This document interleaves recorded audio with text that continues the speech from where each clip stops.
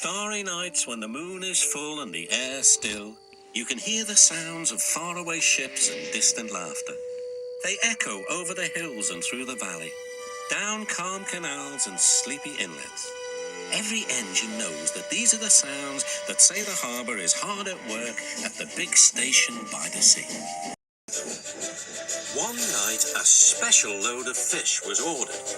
The Fat Controller decided that extra vans must be added to the train that the men called the Flying Kipper.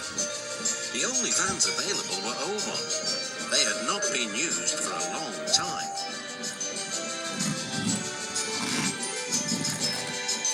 Henry waited impatiently by the quayside as Doug shunted them into position.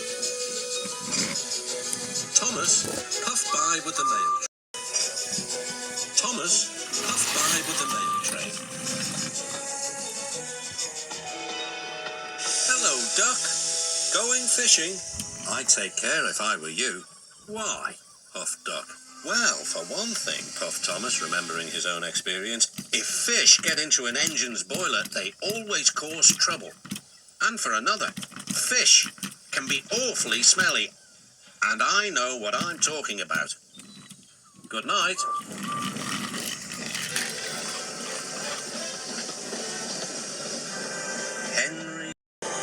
Henry grunted dreadfully. You'll just have to put up with it, Henry, said his driver. At least the extra load will mean you can have another engine help us up Gordon's Hill.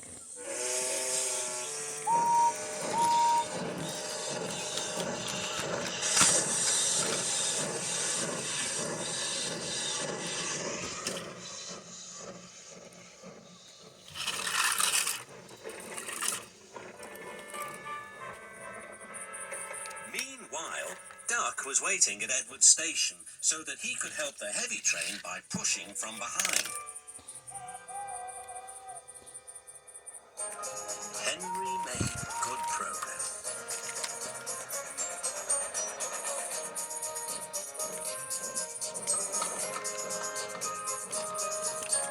When they reached Edward Station, his driver stopped the train beyond the platform.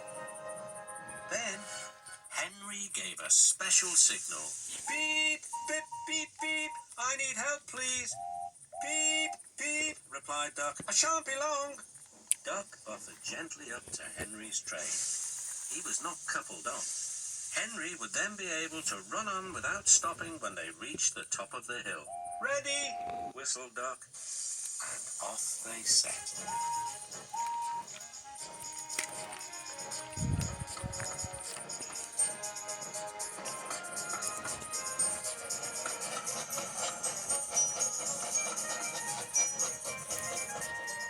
Soon they reached Gordon's Hill. Push hard, puffed Henry. We're doing it, replied Duck. Henry was pulling his train harder than he realized.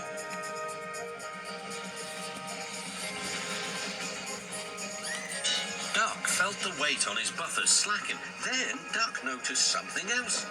There's no sign of a tail lamp, he puffed. He whistled, but there was no reply. Meanwhile, Henry had noticed something too. My train's getting heavier, he thought to himself. I'm slowing down. Then there was trouble.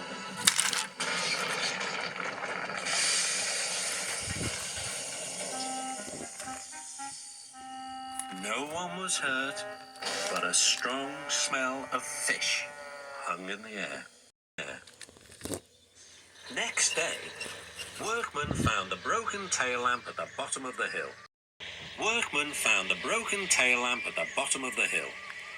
Controller spoke kindly to Duck. The accident wasn't your fault. We should have checked that this tail lamp was fixed on properly.